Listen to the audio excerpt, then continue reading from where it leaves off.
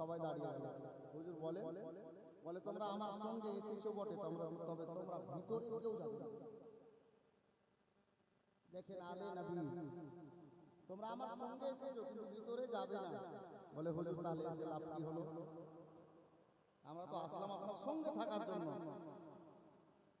আমার হুসাইন আল আমিন নবীর নাতি, যাদের বাবা মিথ্যা বলেন না, যাদের মা মিথ্যা বলেন না, যাদের মা বাবার জীবনে 5 ওয়াক্তের নামাজ তো দূরে কথা, তাহাজ্জুদের নামাজ কাজা নেই, ওই হুসাইন ইবনে আলী বলছেন, এই মদিনার দিওয়ানারা শোনো, ওলীদ বিন উকবা ডেকেছে আমাকে, তোমাদেরকে নয়। আর তোমরা যদি আমার সঙ্গে যাও, যদি পার্সোনাল কোনো কথা থাকে, তোমরা সঙ্গে থাকাতে ওলীদ বিন উকবা বলবে না, এটা তো উচিত হবে না, কারণ ডেকেছে আমাকে। যার জন্য তোমরা আমার সঙ্গে এসেছো বটে, আমি নিয়ে এসেছি ঠিকই, তোমরা এখানে দাঁড়াও। তবে হ্যাঁ একটা কথা, কি হুজুর? বলে আমি ভিতরে গেলাম, আমি যতক্ষণ ভিতর থেকে বাইরে না এসেছি, তোমরা এখান থেকে এক চুল পরিমাণে সরবে না। ঠিক আছে হুজুর, এখানে থাকবো। আর একটি কথা, কি হুজুর? বলে আমি ভিতরে চলে গেলাম, তোমরা এখানে দাঁড়াও। আর তোমরা এখান থেকে যদি শুনতে পাও আমি হুসাইন মা ফাতেমার বেটা ভিতরে জোরে জোরে চিৎকার করে কথা বলছি, আমার গলার আওয়াজ তোমরা এখান থেকে শুনতে পাচ্ছ, তাহলে তোমরা কাহারও বাধা মানবে না, একেবারে হুড় করে সবাই ভিতরে ঢুকে যাবে। আমি হুসাইন অর্ডার দিয়ে গেলাম। তারা বলল ঠিক আছে হুজুর, আপনি যান। আল্লাহ, বিরাদার বাবারা, ভাইরা, মা বোনেরা, আমার বিশ্ব নবীর নাতি হুসাইনে পাক রাদিয়াল্লাহু তাআলা আনহু এবার ভিতরে যেমনই তাশরিফ নিয়ে গেলেন, যেমনই ওনার শুভ আগমন ওলীদ বিন উকবার দরবারে হলো। ওলীদ বিন উকবা চেয়ারে বসেছিল, দেখতে পেল মা ফাতেমার বেটা চলে এসেছে, হযরতে হুসাইনে পাক চলে এসেছে, নবীর নাতির শুভ আগমন হয়ে গেছে। ওলীদ বিন উকবা নিজের সিংহাসন থেকে দাঁড়িয়ে গেল, দাঁড়িয়ে গিয়ে আমার ইমাম হুসাইনকে সালাম করলো। আমার হুসাইন বাবা সালাম জানালেন। হে বেরাদার, ইনারা এবার বলতে লাগলেন আমার হুসাইনকে, ওগো নবীর নাতি হুসাইন, একটু আপনি বসুন, তাশরিফ রাখুন। আল্লাহু আকবার কবীরা। আমার মা ফাতেমার লাল বললেন, হে ওলীদ বিন উকবা, শোনো রে, আমার নিকটে সময় একটু কম আছে রে ওলীদ বিন উকবা, তুমি আমাকে কেন ডেকে পাঠিয়েছো, কারণটা বলো, কি বলার জন্য ডেকেছো, কি কথা আছে বলে দাও। ওই ওলীদ বিন উকবা দাঁড়িয়ে দাঁড়িয়ে নিজের হাতে বাবা ওই চিঠিটা বের করলো, যেটা ইয়াজিদ লিখে পাঠিয়েছে। ওলীদ বিন উকবা বলল, ও নবীর নাতি হুসাইন, মা ফাতেমার নূরে নজর, হযরতে মাওলা আলীর জানের টুকরা, ও গো হুসাইনে পাক, এই চিঠিটা এসেছে দামেস্ক থেকে। দামেস্কের বাদশা আমার বিশ্ব নবীর সাহাবী হযরতে আমিরে মুআবিয়ার ইন্তেকাল হয়ে গেছে, এই খবরখানা আপনি সর্বপ্রথমে কবুল করেন। এ বেরাদার, আমার বিশ্ব নবীর নাতি গো, আমার নবীর সাহাবীর ইন্তেকালের খবর শুনে হযরতে হুসাইনে পাক ইন্না লিল্লাহি ওয়া ইন্না ইলাইহি রাজিউন, ইন্না লিল্লাহি শরীফ পাঠ করলেন হুসাইনে পাক রাদিয়াল্লাহু তাআলা আনহু। এবার আমার হুসাইন বলছেন, ওলীদ বিন উকবা, আর কোন খবর আছে? বলে হুজুর, খবর হলো এটা, আমার তো মন চাই না যে আপনাকে বলি, কিন্তু সরকারি হুকুম চিঠিতে লেখা আছে, ইয়াজিদ আমিরে মুআবিয়ার ছেলে, আমিরে মুআবিয়ার ইন্তেকাল হওয়ার ফলে ওই ইয়াজিদ হয়ে গেছে এখন নতুন বাদশা, নতুন রাজা। ওগো নবীর নাতি হুসাইন, ইয়াজিদ নিজের হুকুম জারি করেছে, ইয়াজিদ লিখে পাঠিয়েছে যে মদিনার সমস্ত লোককে আমার নামে বয়াত করো, মানে মুরিদ করো। হুজুর জানেন গো, মদিনার সমস্ত লোককে মুরিদ করতে বলেছে, খাস করে 3 তিনটা লোকের নাম এই চিঠির বুকে লিখে পাঠিয়েছে। বলে নামগুলো কার আছে রে?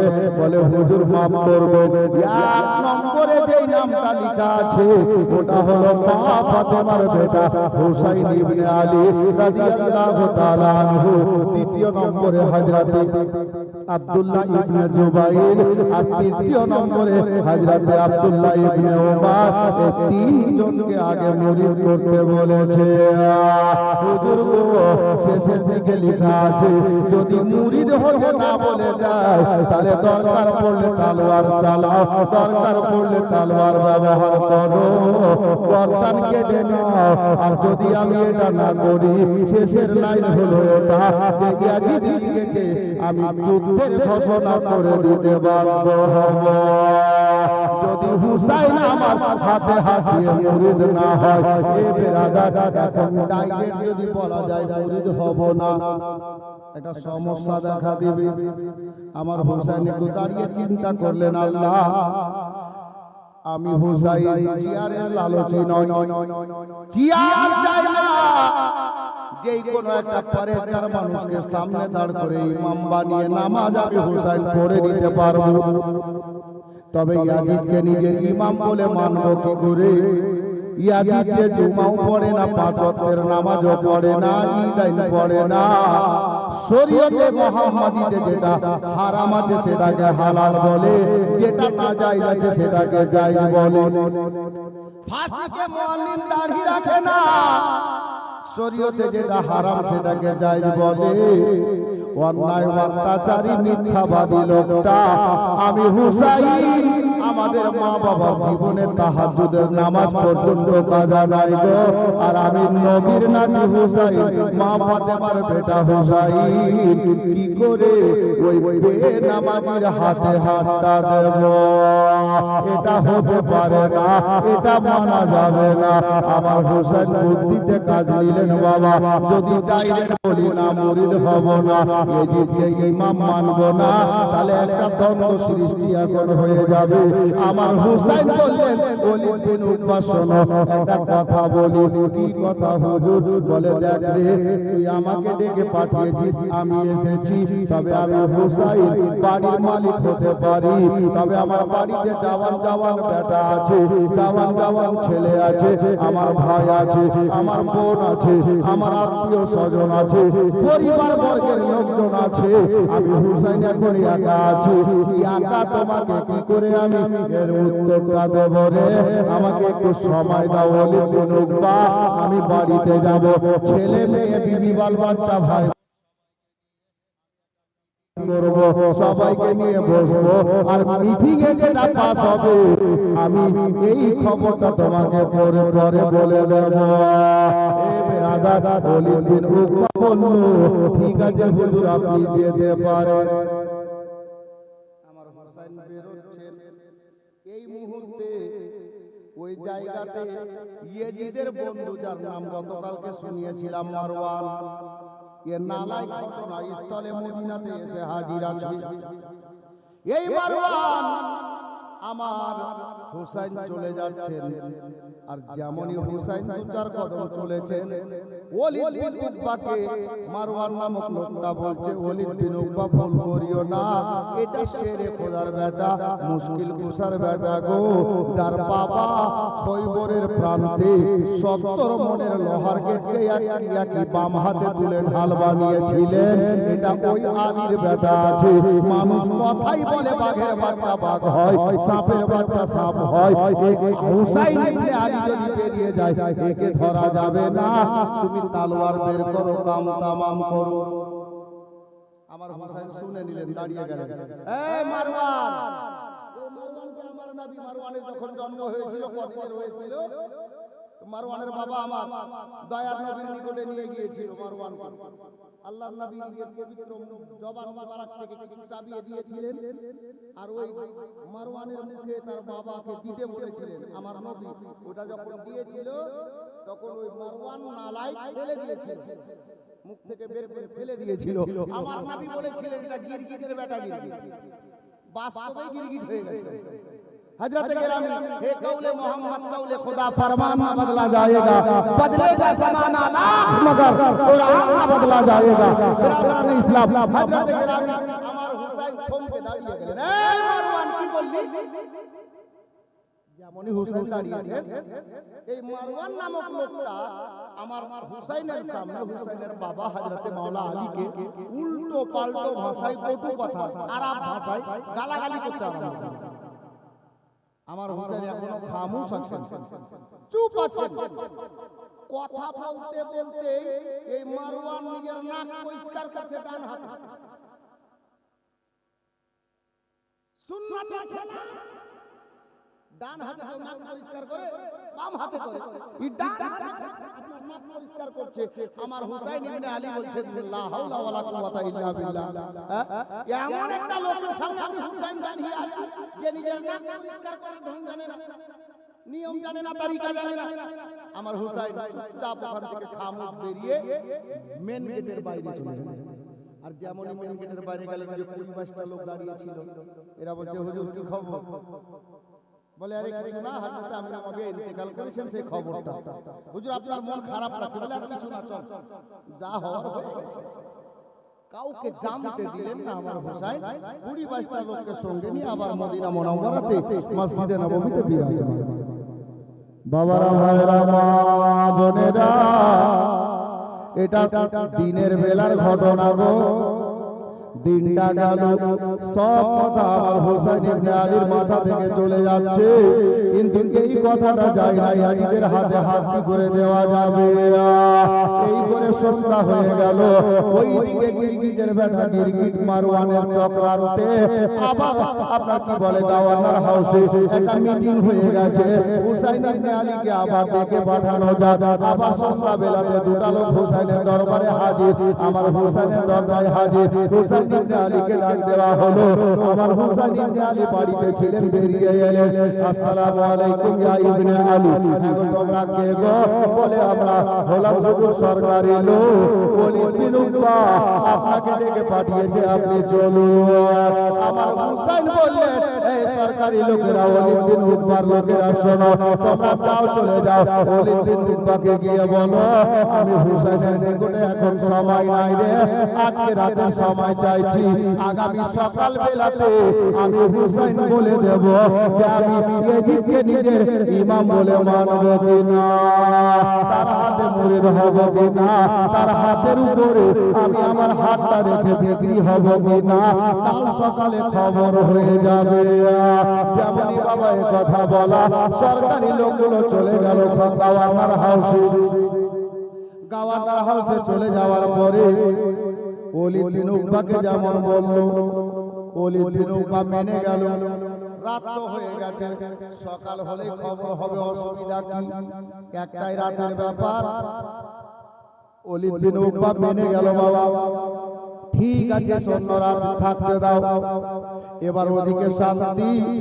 আমার হুসাইন ইবনে আলী রাদিয়াল্লাহু তাআলা আনহু এবার বাবা এশার নামাজের টাইম হয়ে গেল। নামাজে এশা আদায় করার জন্য বাড়ি থেকে বেরিয়ে আমার নবীর মসজিদে নববী শরীফে গিয়ে হাজির হয়ে গেলেন। ইমাম হয়ে আমার মা ফাতেমার বেটা ইমামতির দায়িত্ব পালন করলেন, নামাজে এশা আদায় করলেন।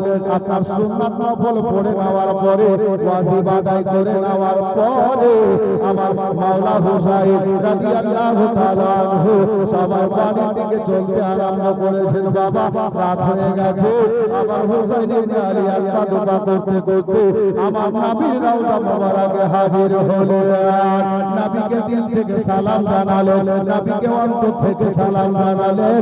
নবীর রওজায় বসা দিয়ে রওজা মোবারকের নূরি জালি মোবারকে আমার হুসাইন ইবনে আলী চুমা দিয়ে এবার ওখান থেকে বাড়ি বেরিয়ে গেলেন। বাবারা ভাইরা মা বোনেরা, স্বাভাবিক কথা রে বাবা, এশার নামাজ নামাজ আদায় হয়ে গেল, লোক বাবা বাড়ির দিকে যায়, রাত্রি 9টা হয়ে গেল, আর মার্কেটে যাবে না, সবাই বাড়িতে যাবে, বিবি বাল বাচ্চা নিয়ে আলোচনা করবে, খাবার খাবে, বিছানায় আরাম করবে, সকাল হলে আবার কাজ করবে, বেরোবে।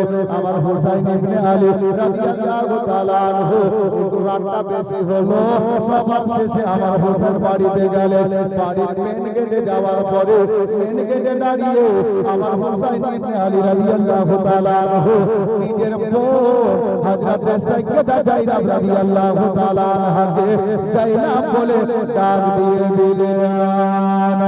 মা বোনেরা, দাদার বোনের মহব্বত যদি শিখতে হয় আমার হুসাইনের নিকটে শিখেন গো, হুসাইনের বাড়িতে গিয়ে শিখে নেন। বাবারা, ভাইরা, মা বোনেরা, হযরতে হুসাইন বাড়ির মেন গেটে দাঁড়িয়ে হযরতে জাইনাবকে ডাক দিয়েছেন। জাইনাব একই ডাকে সাড়া দিয়ে একই ডাকে লাব্বাইক প্রেজেন্ট বলে আমার হুসাইন ইবনে আলীর সামনে দাঁড়িয়ে গেলেন। দাদা লাব্বাইক প্রেজেন্ট হাজির। কিছু বলবেন দাদা? হুসাইন বললেন, বোন রে, কিছু বলার জন্য তো ডাক দিয়েছি রে বোন। বলে, দাদা চলেন ঘরে যাই। আমার হুসাইন বলছেন, বোন রে, আজকে তোর বড় দাদা তোকে ডাক দিয়েছে, কেন জানিস? কেন গো দাদা? বলে, তোর দাদা আজকে তোর সঙ্গে একটা পরামর্শ করবে রে বোন, যার জন্য তোর দাদা হুসাইন তোকে ডাক দিয়েছে। বলে, দাদা যাই, পরামর্শ হোক না কেন, চলেন বলেন, আমি রেডি আছি, তৈরি আছি। হযরতে হুসাইন ইবনে আলী বললেন, বোন রে, এখন এই মুহূর্তে দাদা বলবে আর বোন শুনবে, বোন বলবে দাদা শুনবে, আমি অন্য কোন সদস্যকে বাড়ির এখন শুনতে দেব না। বলে, দাদা তাহলে পার্সোনাল জায়গায় চলেন। পার্সোনাল রুমের মধ্যে যাওয়া হলো। একদিকে বোন দাঁড়িয়েছে, অপর দিকে দাদা দাঁড়িয়েছে। দাদা একদিকে দাঁড়িয়েছেন, বোন অপর দিকে দাঁড়িয়েছেন। এ বেরাদা, দাদা দেখছে বোনের চেহারা আর বোন দেখছে দাদার চেহারা। মা বোনেরা, আমার হুসাইন ইবনে আলী রাদিয়াল্লাহু তাআলা আনহু নিজের বোন জাইনাবের চেহারার দিকে তাকিয়ে 2-4 মিনিটের মধ্যে বাবা আমার হুসাইনের চোখ দিয়ে ঝরঝর করে অশ্রু বেরিয়ে এলো। জাইনাব দাদাকে লক্ষ্য করে বলছেন, দাদা গো, বুঝতে পারলাম না গো দাদা, কোনো কথা নাই, কোনো বার্তা নাই, কোনো কিছু বলা নাই, আপনি আমার দিকে তাকিয়ে চোখে কেন পানি এসেছে? আপনি কেন কাঁদতে লেগেছেন গো দাদা? আমার হুসাইন রাদিয়াল্লাহু তাআলা আনহু ডাক দিয়ে বলে, বোন জাইনাব রে, আমি তোর চেহারা দিকে দেখছি রে জাইনাব, আমার বড় ভাই ইমাম হাসানের কথাটা আমার মনে পড়ে গেছে। আমার বড় দাদা হযরতে হাসানে মুজতাবা রাদিয়াল্লাহু তাআলা আনহু সব কথাটা স্মরণে চলে আসছে রে বোন। বলে, দাদা কি করে গো?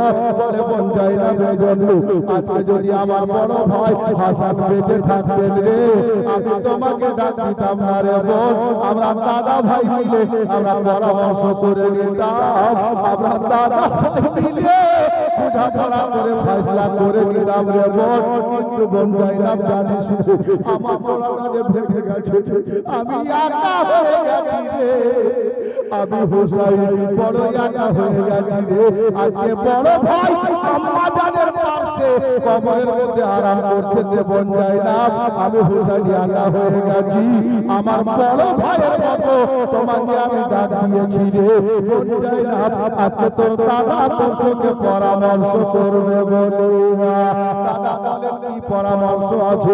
চোখের অশ্রুটা মুছলেন। বলে, বোন জাইনাব রে, মদিনার অবস্থা খুব একটা ভালো নাই রে। কি হয়েছে দাদা? দিনের ঘটনাটা খুলে বললেন। আজকে গিয়েছিলাম গভর্নর হাউসে, ওলি বিন উকবার দরবার থেকে খবর পেলাম রে যায় না যে আমার নবীর প্রিয় সাহাবী আমিরে মুআবিয়ার ইন্তেকাল হয়ে গেছে। আর চিঠিটা এসে, চিঠিতে বড় ভয়ানক কথা লেখা আছে। কি কথা আছে দাদা? বলে এই কথাগুলো লেখা আছে যেটা বললাম রে বাবা। সময় অনেকটা লাগবে, যার জন্য দোবারা বলছি না। আমার হুসেন বললেন যাই না, এই শব্দগুলো লেখা আছে, যার জন্য তোমাকে ডাকলাম। কি করলে কি করা যায়? বলে দাদা কি করতে চাইছেন? বলে বললে আমার মন বলে আমি ইয়াজিদকে নিজের ইমাম বলে তো মেনে নিতাম রে বোন, কিন্তু ইয়াজিদ যে ভালো মানুষ না, নামাজ পড়ে না, রোজা রাখে না, হজ করে না, যাকাত দেয় না, আর নবীর সুন্নাত দাড়ি মুখে রাখে না, মিথ্যা কথা বলে, শরীয়তের মধ্যে যেটা হারাম আছে সেটাকে হালাল বলে। আমি এমন লোককে ইমাম কি করে বানাবো? আমি এই লোকের হাতে মুরিদ হব না। আমার হুসাইনের বোন জাইনাব বললেন, বোন গো, দাদা গো, আপনি মুরিদ হইেন না, কোনো কথা নাই, তো পরামর্শটা কি গো দাদা? বলে বোন রে, আমি মনে মনে ভাবছি রে বোন, এই সোনার মদিনাতে আর থাকবো না।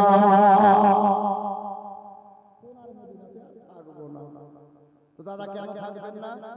বলে বোন চিঠির কথা তো বললাম, সোনার মদিনাতে থাকবো, আর যদি যুদ্ধের ঘোষণা করে দেয়, ওই যে লেখা ছিল শেষে, যদি যুদ্ধের ঘোষণা করে দেয়, তো জাইনাব তো আলীরই বেটি, খুন তো আলীরই আছে রবে।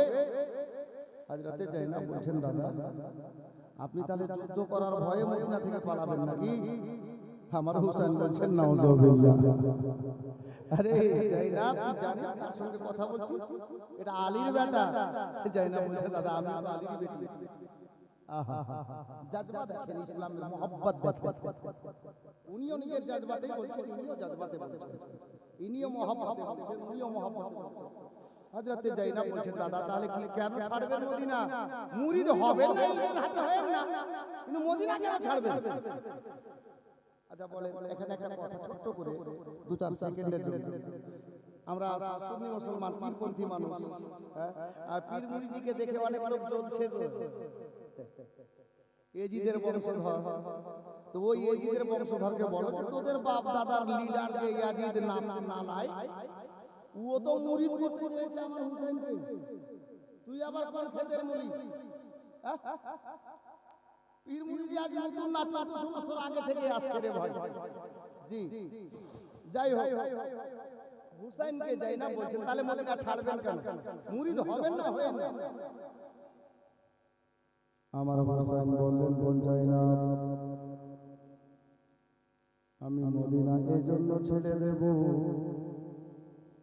যে সোনার মদিনাতে আমি যুদ্ধ করব না, যদি যুদ্ধ করতে হয় তো বাইরে গিয়ে করব। কেন দাদা? বলে বোন যাই না রে, তুই বলছিস আমি হুসেন ভয়ে মদিনা ছাড়তে চাইছি না। ভয়ে না রে বোন, তাহলে কারণটা একটু বলা যাবে দাদা? বলে যাবে রে বোন, বলতো রে বোন যাই না, এ মদিনাতে জান্নাতুল বাকির মধ্যে কবরস্থানের মধ্যে আমার ছোট বোনের কবর আছে, আমার ছোট ভাইয়ের কবর আছে, আমার খালু আপার কবর আছে, আমার নবীর 10,000 চাইতে বেশি সাহাবীর কবর আছে। এ জাইনাব জানিস রে, আমার নানীদের কবর ওই জান্নাতুল বাকি কবরস্থানে আছে। আর 2 জন খাস সাহাবী হযরতে ইয়ারেগার এবং হযরতে উমর আমার নবীর সঙ্গে নবীর পাশে রওজা শরীফের মধ্যে আরাম করছেন। সবথেকে বড় কথা হলো এটা যে আমার জান্নাত রানী মা ফাতেমা জান্নাতুল বাকি কবরস্থানে আরাম করছেন কবরের মধ্যে। এ জাইনাব সব চাইতে বড় কথা, এর চাইতেও বড় কথা হলো এটা, গুম্বাদে খাজরার নিচে আমার মায়ার নবী আরাম করেন। জাইনাব রে, ইসলামের জন্য যদি আমাকে যুদ্ধ করতে হয় আমি হুসাইন রাজি আছি, তবে বোন এ মদিনাতে না রে। তার মূল কারণ হলো এটা, ইসলামের জন্য যুদ্ধ করতে গিয়ে আমি হুসাইনকে যদি 22 বছরের বেটার কুরবানি দিতে হয় আমি হুসাইন দেব। 19 বছরের ভাতিজার জাওয়ানি লুটিয়ে দিতে হয়, আমি হুসাইন সেটাও লুটিয়ে দেব। আমার আব্বাস আলামবারদার ভাইয়ের মতো ভাইয়ের ডানা বাজু কাটিয়ে দিতে হয়, আমি তাতেও রাজি আছি, কাটিয়ে দেব। আমার দিওয়ানার জাওয়ানি লুটাতে হবে, আমি হুসাইন তাতেও রাজি আছি। আমার ছোট ছোট ভাগনার জানটা কুরবানি দিতে হবে, আমি তাতেও রাজি আছি। বোন জাইনাব রে, এতেও যদি না হয় আমার 6 মাসের বেটার কুরবানি দেব, আমি হুসাইন সয়ে নেব। ইসলাম বাঁচাতে গিয়ে আমি হুসাইনকে যদি গলা দিতে হয় রে, আমি হুসাইন গলা দিয়ে দেব। আর আল্লাহর কোরআন আমি পড়েছি, আল্লাহ কোরআনে বলেছেন ইন্নাল্লাহা মা'আস সাবিরিন, যারা সবর করে থাকে আমার আল্লাহ নিশ্চয় সবরকারীদের সঙ্গে রয়েছে। আমি নিজের আহলে আয়ালের কুরবানি দিয়ে দেব, আমি হুসাইন সয়ে নিতে পারবো। আর যদি খোদা না খাস্তা এই মদিনাতে যুদ্ধ হয়ে যায়, আর যুদ্ধ করতে করতে যদি আমার মায়ের ভাইয়ের দাদার নবীর সাহাবীদের, আর সব থেকে বড় কথা হলো আমার নবীর রওজা মোবারকের চুল পরিমাণে যদি কোনো কামবাখাত বেয়াদবি করে দেয় রে, আমি হুসাইন ওই বেয়াদবি সইতে পারবো না। বোন রে, এই কারণে আমি ফয়সালা দিয়েছি, বোন এই সোনার মদিনাতে আর থাকবো না, সোনার মদিনা ছেড়ে চলে যাব অন্য জায়গাতে। হযরতে জাইনাব জানতে চাইলেন, দাদা তাহলে কোন জায়গায় যাবেন, কোথায় যাবেন? আমার হুসাইন বললেন, বোন রে, অন্য কোথাও না, আমরা জন্মভূমি ছেড়ে দিয়ে আমরা বাপ দাদার দেশে চলে যাব। বাপ দাদার দেশ মক্কা মুআজ্জামা। আল্লাহু আকবার কবীরা। হুসাইন ইবনে আলী রাদিয়াল্লাহু তাআলা আনহু এবার বলছেন, জাইনাব রে, পূর্ণ ওয়াকিয়া শুনলি, ঘটনা শুনলি রে বোন, বল এতে তোর মতামতটা কি আছে? হযরতে জাইনাব বলেন, দাদা আপনি যে প্রস্তাব বোনের কাছে রেখেছেন, আপনার বোন জাইনাব এই প্রস্তাবে সমর্থন করে দিল, এতে আমি রাজি আছি।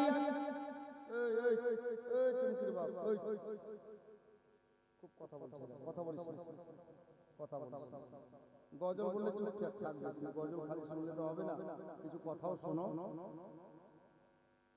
হযরতে ইমাম হুসাইন রাদিয়াল্লাহু তাআলা আনহুকে ওনার বোন জাইনাব বলেন, দাদা আপনি যেটা ফয়সালা নিয়েছেন আমি এতে সমর্থন দিলাম, রাজি আছি। দাদা বোনের গল্প করতে করতে রাতটা গভীর হয়ে গেছে।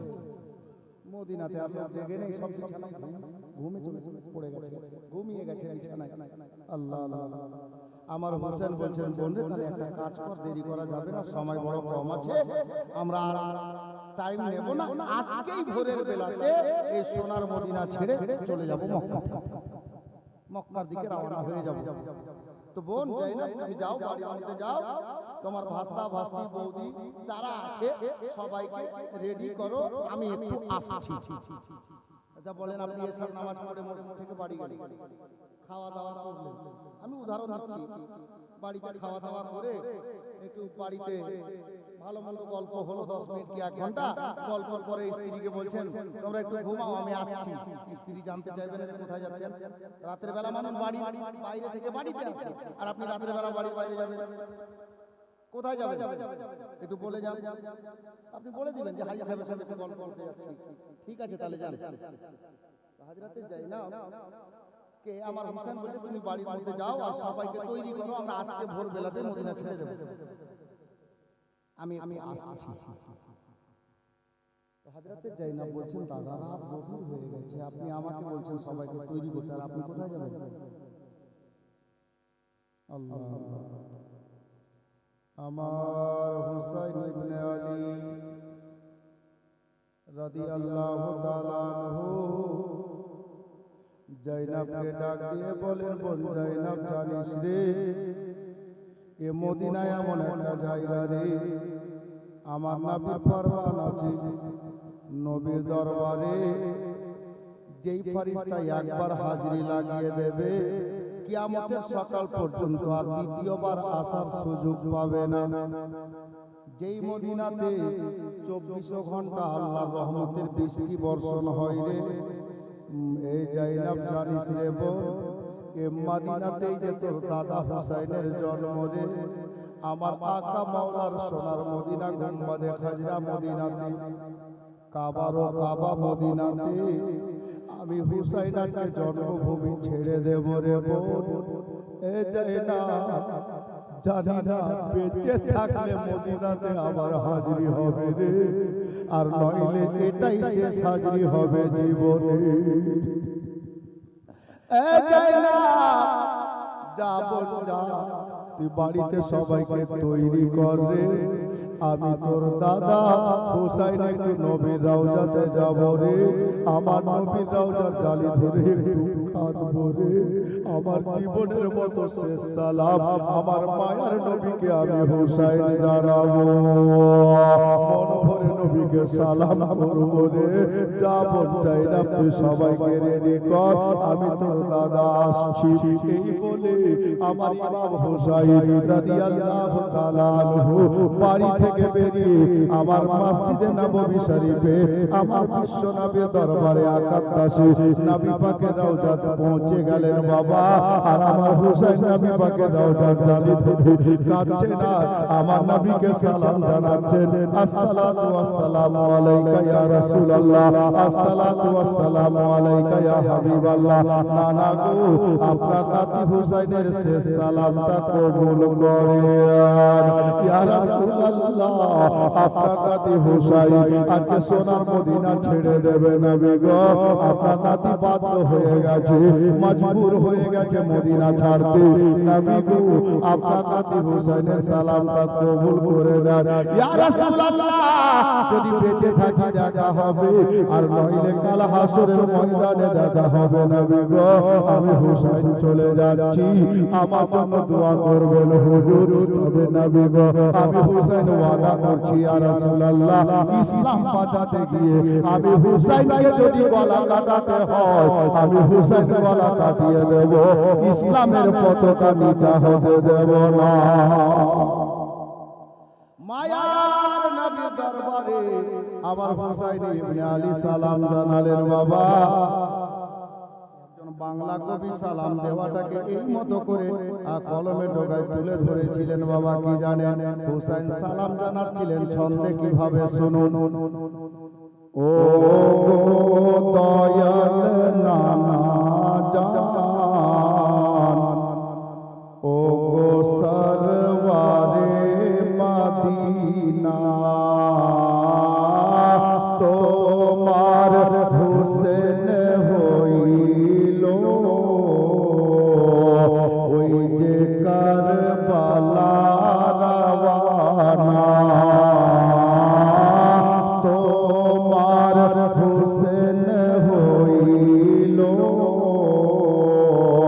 ওই যে কারবালা রওয়ানা। আখেরি সালাম লাও গো নানা, ছেড়ে যাই সোনার মদিনা। আখেরি সালাম লাও গো নানা, ছেড়ে যাই সোনার মদিনা। প্রাণ ভরে দেখে নাও গো, আর যে দেখা হবে না। প্রাণ ভরে দেখে নাও গো, আর যে দেখা হবে না।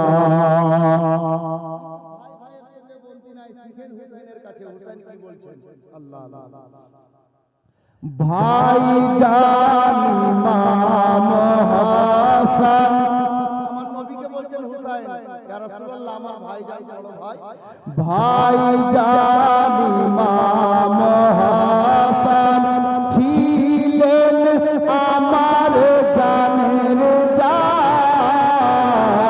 ভাইজান ইমাম হাসান ছিলেন আমার জানের জান। সে তো চলে গিয়াছে ইয়াকা ভালো লাগে না। সে তো চলে গিয়াছে ইয়াকা ভালো লাগে না।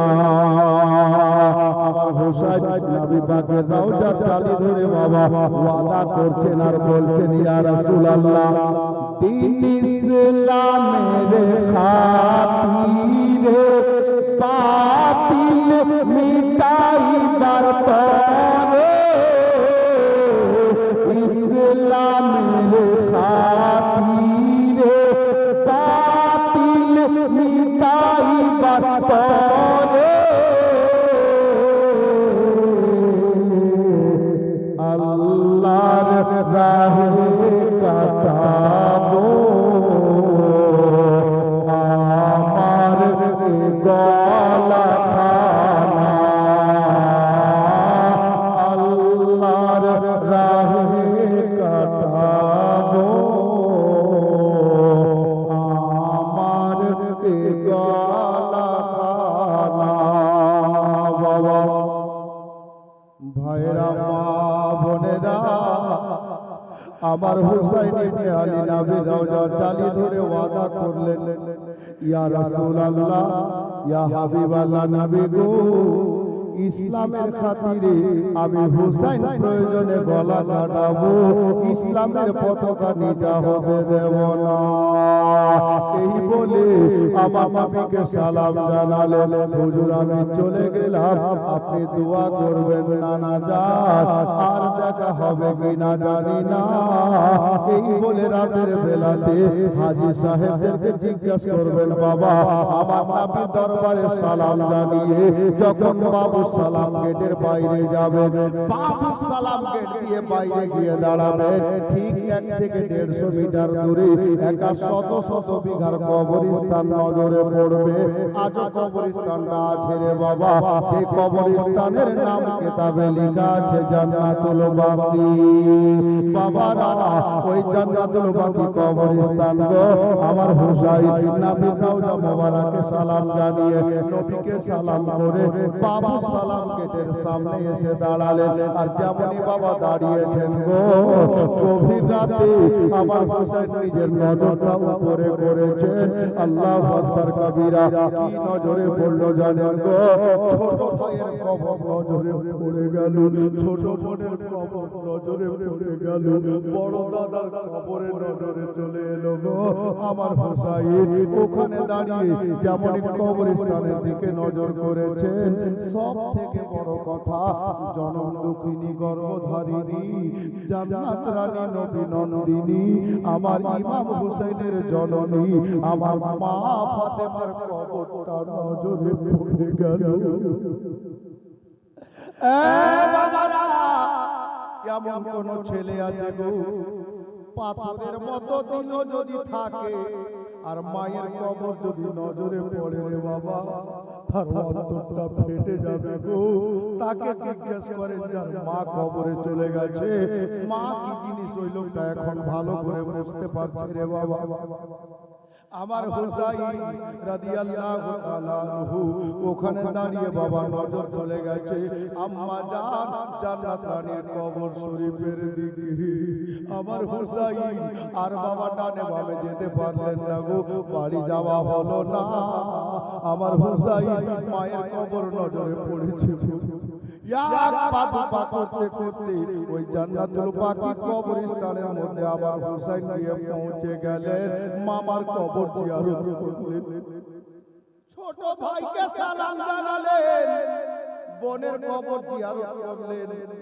আমার নবীর তৃতীয় খলিফা হযরত ওসমান গনি জিন্নুরাইন রাদিয়াল্লাহু তাআলা আনহু উনার কবর শরীফটা জিয়ারত করলেন। বাবা আমার নবী পাকের বার্ধাঙ্গিনীগণ আমার মা আয়েশা ওই কবরস্থানে আরাম করছেন, হযরত হাফসা ওই কবরস্থানে আরাম করছেন। বাবা নবী পাকের অর্ধাঙ্গিনীগণ মানে আমার নবীর নাতি হুসাইনের নানীগণ কবরস্থানে আছেন। বাবা উনাদের কবরগুলো জিয়ারত করে অবশেষে এক পা দু পা করতে করতে বড় ভাই ইমাম হাসানের কবরের কাছে হাজির হয়ে গেলি।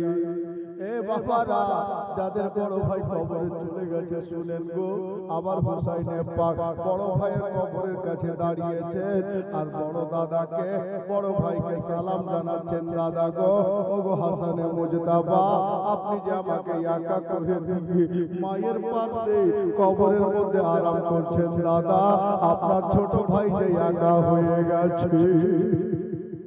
দাদা গো, আপনার হুসাইন বড় একা হয়ে গেছে, আজকে আপনার ছোট ভাই হুসাইন মদিনা ছেড়ে দেবে। দাদা জানি না আর কবরের কাছে আসতে পারবো কিনা, আপনাকে সালাম জানাতে আসতে পারবো কিনা।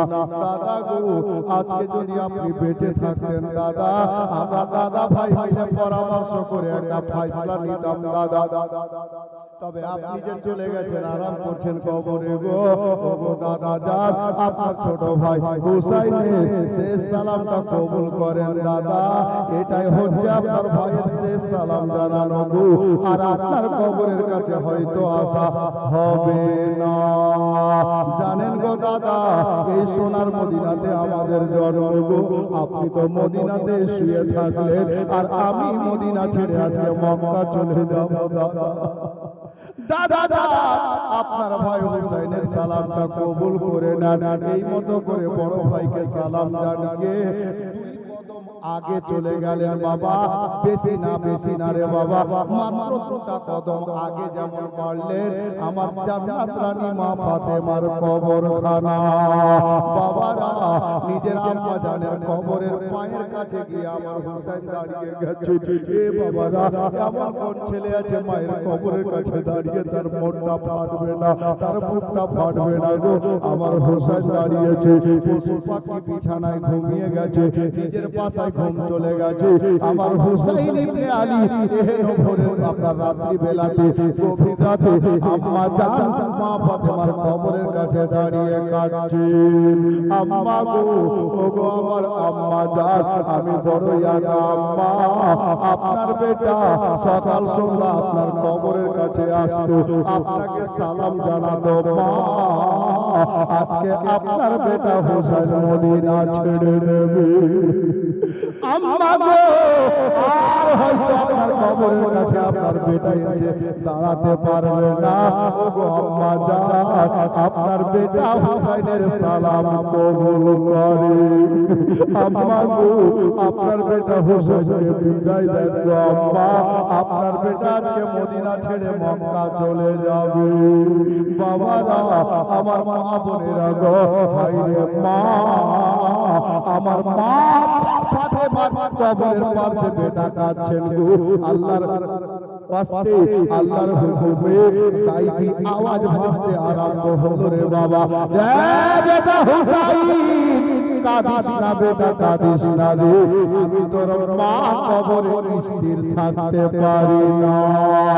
কাঁদিস না বেটা, আমি তোর মা কবরে স্থির থাকতে পারি না রে, যা বেটা যা, আমি তোর মা তোকে বিদায় জানাচ্ছি রে বেটা, যা রে, আমি এখন কবর থেকে উঠে আসলাম না রে বেটা, তবে কারবালার ময়দানে যে জায়গায় শহীদ হয়ে তোমার দেহখানা পড়ে থাকবে রে বেটা, আমি তোমার মা জায়গা খানা ঝাড়ু দিতে আসবো বেটা।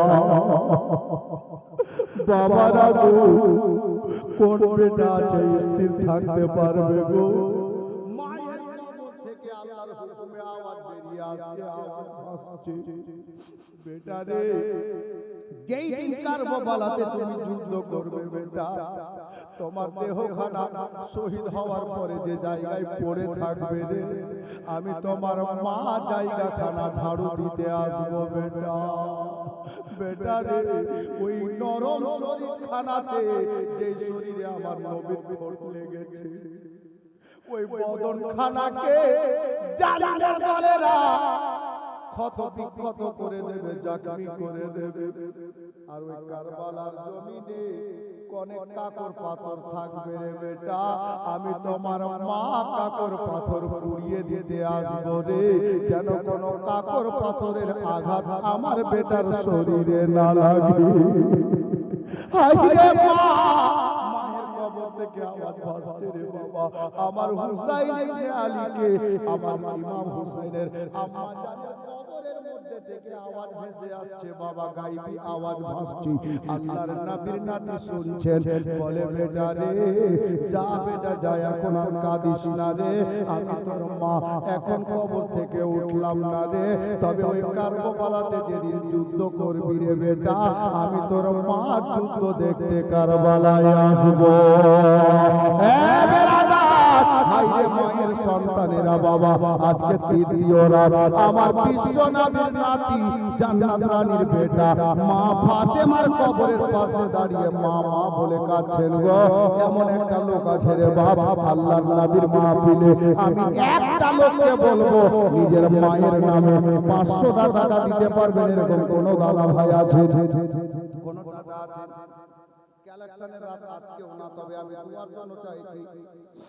আমার হুসাইন মায়ের কবরের পাশে দাঁড়িয়ে কাঁদছেন, আল্লাহ পাক হুসাইনের কান্নার বদৌলতে আপনার মাকে যেন জান্নাতবাসী করে দেন, হুসাইনের ওসিলাতে, আমার আলে নবীর ওসিলাতে, আওলাদে আলীর ওসিলাতে আপনার মা যেন জান্নাতবাসী হয়। একটা কোন দাদা ভাই আছে নবীর মাহফিলে বসে নবীর দিওয়ানা হয়ে মায়ের মহব্বতে 500 টাকা দেওয়ার জন্য দিতে পারবেন? মাত্র একজন। যদি থাকে তো একটু হাতটা দেখান তো ভাই, না আছে কালকে দিয়ে দিয়েন, কোনো অসুবিধা নেই, একটু হাতটা দেখান, শুধু দুয়ার জন্য চাইছি। জানি না কার কার মা কবরে চলে গেছে গো, কার মা কবরে শাহিদা। আল্লাহু আকবার কবীরা।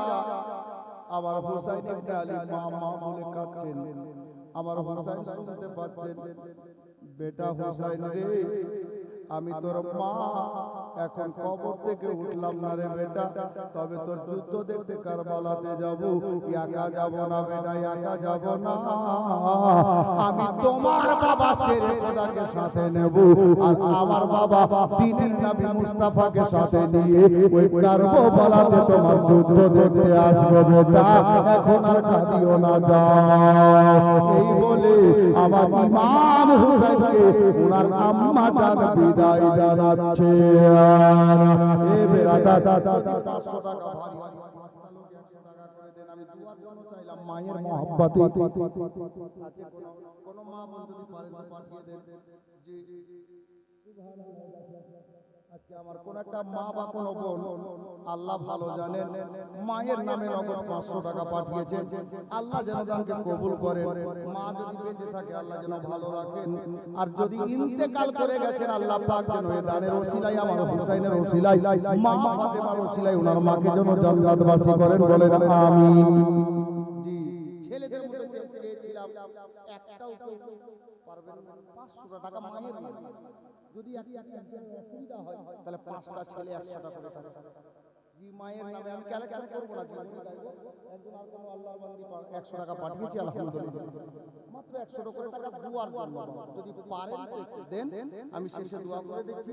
এদিকে অনেক মা বোন আছে, আপনাদেরকে বলবো যা পারেন দিয়ে পাঠান, দোয়া হবে ইনশাআল্লাহ। আমার হুসাইন ইবনে আলী রাদিয়াল্লাহু তাআলা এখন আম্মা জানের কবরের নিকট থেকে ফিরে আসছেন। এহেন অবস্থায়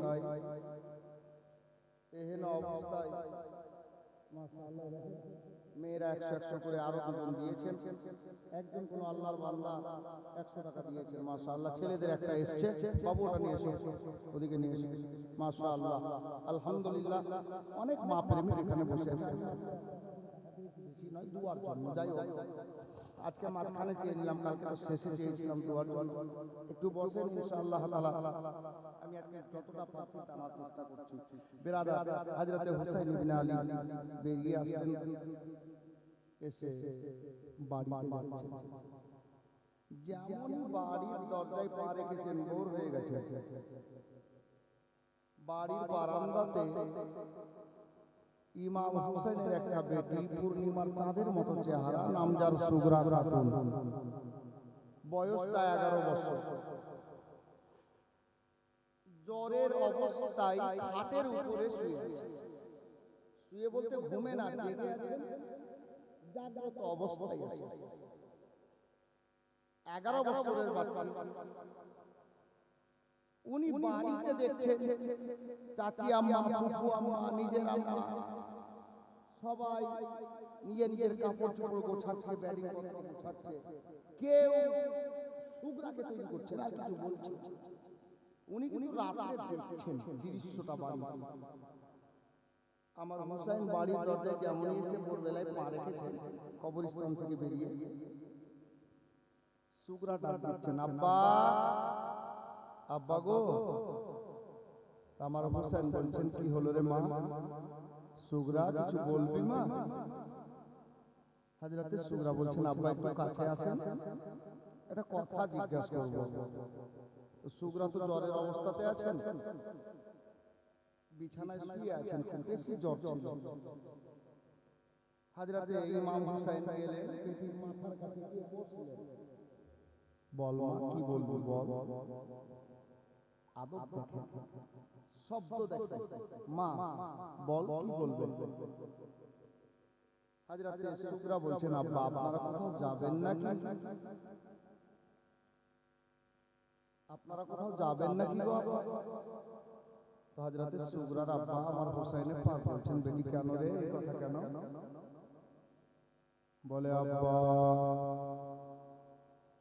সন্ধ্যা রাত থেকে বাড়িতে দেখছি, বাড়িতে আমার নিজের ভাই, নিজের বোন, চাচতো ভাই, চাচতো বোন, দাদা, মা, চাচি, পিসি সবাই তৈরি হচ্ছেন, নিজের কাপড় চোপড় ব্যাটিং পত্র গুছিয়ে নিচ্ছে। কিন্তু আব্বা গো, সবাই তৈরি হচ্ছে, আমাকে কেউ তৈরি করে না গো আব্বা। আপনারা কোথায় যাবেন, আমাকে কি নিয়ে যাবেন না? সুগরা খাতুনকে আমার হুসাইন বললেন, বেটি সুগরা রে, আমরা সবাই আজকে বাড়ি থেকে বেরিয়ে যাব, মদিনা ছেড়ে মক্কাতে থাকার জন্য যাচ্ছি, বাপ দাদার দেশে চলে যাচ্ছি। মা আব্বা গো, আমাকে কি নিয়ে যাবেন না আব্বা? কেন কেউ আমাকে তৈরি করে না গো আব্বা? হযরতে সুগরাকে আমার হুসাইন মাথায় হাত দিয়ে বললেন, বেটি রে, তোমার শরীরে অনেক জ্বর আছে রে মা, তোমাকে নিয়ে যাওয়া যাবে না, তুমি এই সোনার মদিনাতে থাকো। বাবারা গো, 11 বছরের বাচ্চা কত বড় হবে রে বাবা। মা চলে যাচ্ছে, বাবা চলে যাচ্ছে, দাদা চলে যাচ্ছে, বোন চলে যাচ্ছে। আমার সুগরা খাতুন বলছেন, আব্বা গো, পরিবারের সবাই তো চলে যাচ্ছে, মা বাবা ভাই বোন দাদা সবাই চলে যাচ্ছে, চাচি আম্মা ফুফু আম্মা কেউ বাড়িতে থাকবে না। আব্বা গো, আপনি আমার কাছে থেকে যান, সবাইকে যেতে দেন আব্বা। আমার সুগরা খাতুনের আব্বা বললেন, বেটি রে, আমাকে কেন তুমি থাকতে বলছো মা? সুগরা খাতুন বলছেন, আব্বা গো, আপনিও যদি চলে যান গো আব্বা, এ বাড়িতে আমার কিছু দরকার পড়বে, আমি কারে আব্বা আব্বা বলে ডাক দেব? বাড়ির বাহির থেকে এসে আমাকে মা বলে কপালে চুমা খেয়ে দেবে, আমি কারে আব্বা বলে ডাকবো? আমাকে বেটি বলে কে ডাক দেবে আব্বা? তার জন্য আপনাকে বলি আব্বা গো, সবাই যাচ্ছে, যেতে দেন আব্বা, আপনি দয়া করে আমার কাছে থেকে যান আব্বা। আমার যদি জ্বরটা বেড়ে যায়, অসুস্থতা বেড়ে যায় আব্বা, আমাকে ডক্টরের কাছে, কবিরাজের কাছে কে নিয়ে যাবে আব্বা গো? আপনি থাকেন, সবাইকে যেতে দেন আব্বা। আমার হুসাইন চোখের পানি ছেড়ে দিয়েছেন, বেটিকে সিনায় লাগিয়ে বলছেন, মা রে, এ বেটি সুগরা, ড্রাইভার ছাড়া গাড়ি চলে না রে মা, বাচ্চা ছাড়া দেশ চলে না, সর্দার মহল ছাড়া যেমন পাড়া চলে না।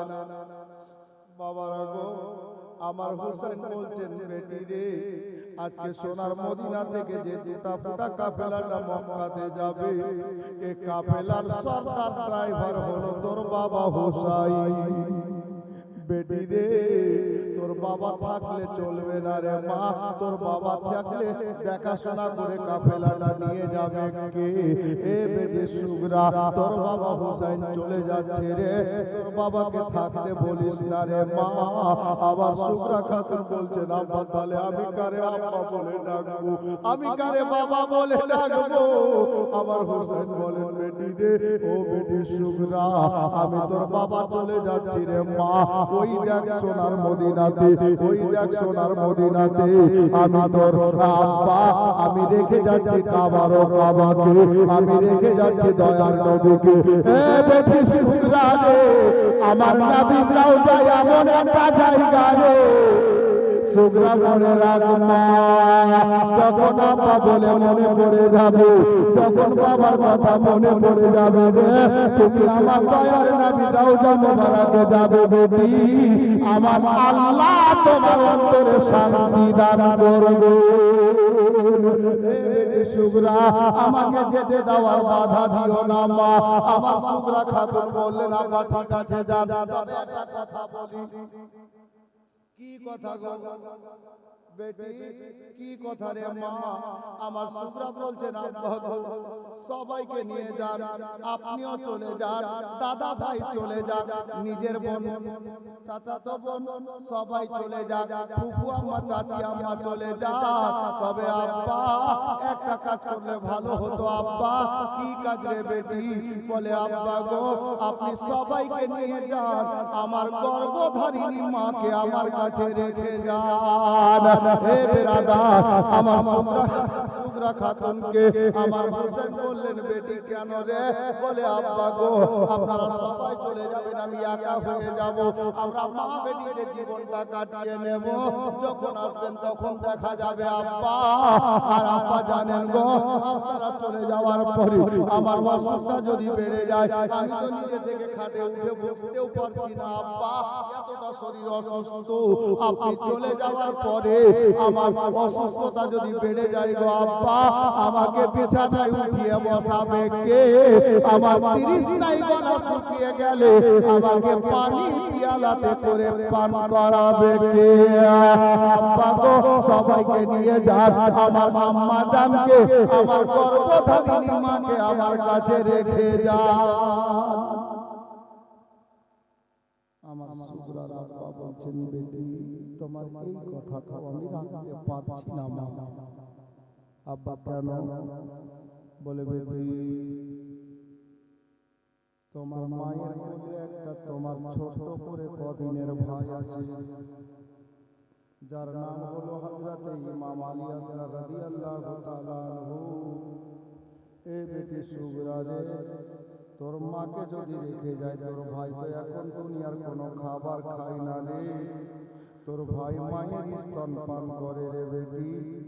এ বেটি সুগরা, অতএব তোর মাকে রেখে যাওয়া হবে না বেটি রে। তবে একটা কথা রে মা। কি কথা গো আব্বা? বাড়ির দরজা থেকে কবরস্থানটা দেখতে পাওয়া যাচ্ছে রে বাবা। আমার হোসেন বলেন, বেটি রে, এ বেটি সুগরা, তোর মাকে তোরা কয়েকজন মা ভাই বোন মিলে মা বলে ডাকিস রে। বেটি সুগরা, শোন রে, আমি তোর আব্বা তোর মাকে সাথে করে নিয়ে যাচ্ছি বেটি। আর ওই দেখ জান্নাতুল বাকি কবরস্থানে সারা জগতের মা, আমার গর্ভধারিণী জান্নাত রানী মা ফাতেমাকে তোমার নিকটে কবরস্থানে রেখে যাচ্ছি বেটি।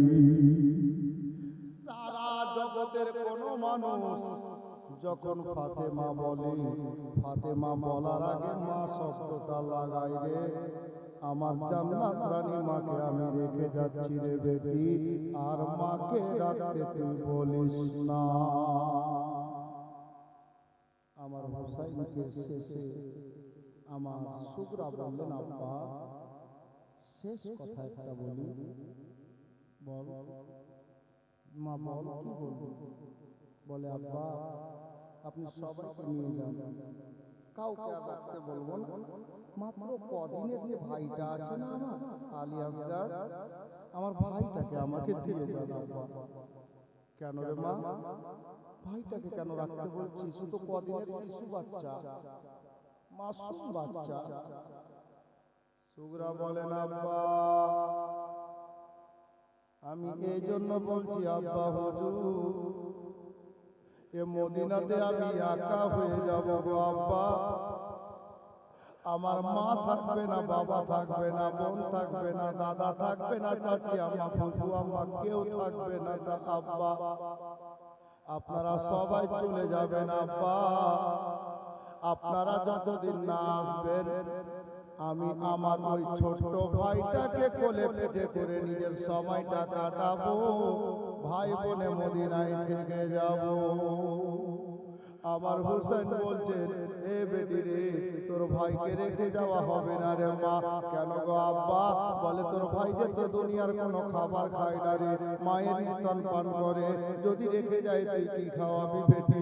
তবে বেটি সুগরা শোন রে, আমি তোর আব্বা তোর ছোট ভাইকে আমার সাথে নিয়ে যাচ্ছি রে, আর আমার ছোট ভাই ইমাম মহসিনকে জান্নাতুল বাকি কবরস্থানে রেখে যাচ্ছি বেটি। আমি তোর বাবা তোর ছোট ভাই নিয়ে গেলাম, আমার ছোট ভাইকে তোর কাছে মদিনাতে রেখে গেলাম মা, আর ভাইকে রাখতে বলিস না বেটি। এই কথা বলে হযরতে সুগরাকে সান্ত্বনা দিলেন বাবা। তবে সাথে সাথে হুসাইন বলেছিলেন, এ বেটি সুগরা এখন থাকো, আমরা মক্কাতে যাওয়ার পরে 2-1 সপ্তাহ যাওয়ার পরে আমরা দেখব, আজ আমি চিন্তা ভাবনা করে দেখব, তোমার দাদা আলী আকবরকে ঘোড়া নিয়ে পাঠিয়ে দেব মদিনাতে।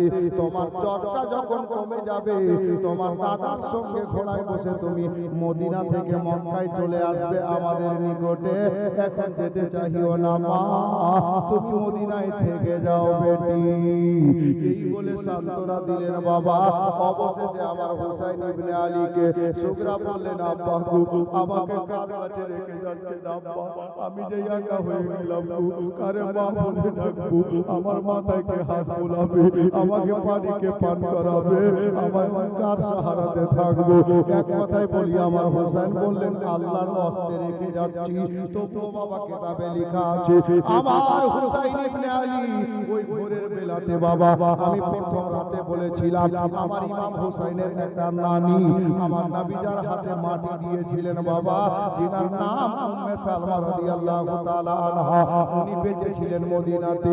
আমার বিশ্ব নবীর নাতি হুসাইন ইবনে আলী রাদিয়াল্লাহু তাআলা আনহু নিজের নানি জানকে ভোরবেলায় বাড়িতে ডেকে আনলেন বাবা, আর বললেন, নানি গো, আমার বেটি সুগরা থাকলো, আপনার হাতে সঁপে দিলাম, আপনি এর দেখাশোনা করবেন নানি জান, আপনার আঁচলের ছায়ায় ঢেকে রাখিয়েন নানি গো। আমি চলে গেলাম, যদি বেঁচে থাকি দেখা হবে, আর নইলে হাসরের মাঠে দেখা হবে।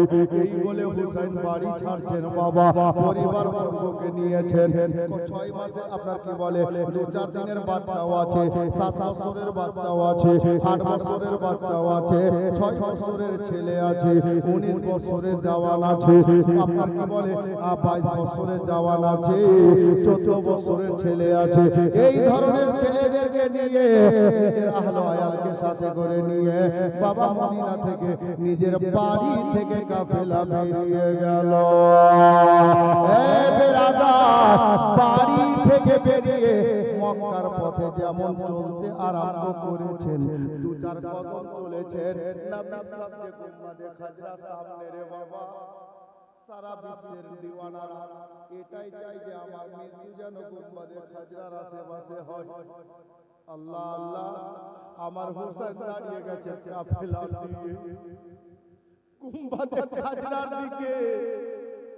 আমার হুসাইনের নজর চোখ দিয়ে ঝরঝর করে মতির ঝর্ণার মতো, মতির দানার মতো, ঝর্ণার পানির মতো বাবা অশ্রু মোবারক বেরোচ্ছে গো। আমার নবীর গুম্বাদে খাজরার দিকে তাকাচ্ছেন, আবার হুসাইন কাঁদছেন, লাল আর সোনার মদিনাতে রইতে পেলাম না। দয়ার নবীকে লক্ষ্য করে ডাক দিয়ে বলেন, নবী গো আমি হুসাইন বেরিয়ে গেলাম হুজুর, আর মদিনায় রইতে পেলাম না, মদিনা ছেড়ে দিতে বাধ্য হলাম, না না যান আমি চলে গেলাম, আমার জন্য দোয়া করিয়েন না না। এ ব্রাদার, ওইদিকে বেটিকে ছেড়ে যাচ্ছে, এইদিকে মায়ার নবীর রওজা ছেড়ে যাচ্ছে।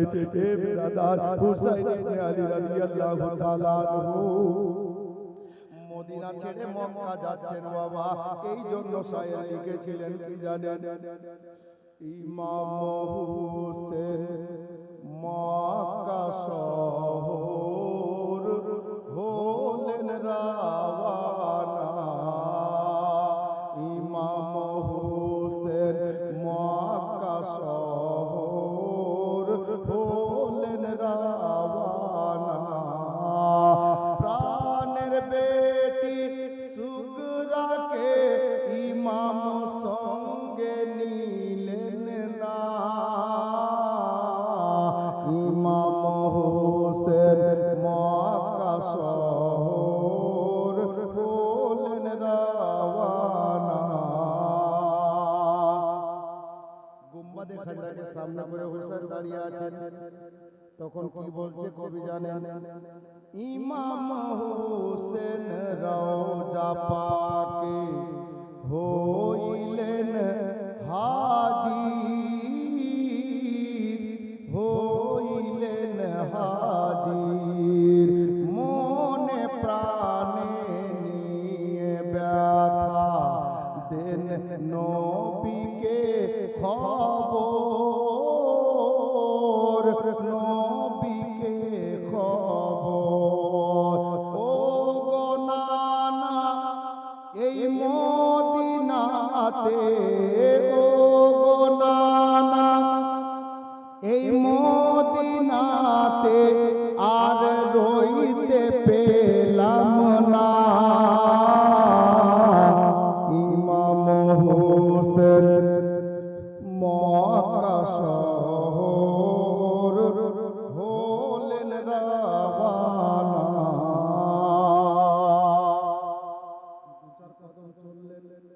বিশাল বড় কবরস্থান, ইমাম হোসেনের নজরের সামনে সমস্ত সাহাবীদের কবর নজরে আসছে, ভাইয়ের মায়ের কবর, দাদার কবর নজরে আসছে রে বাবা।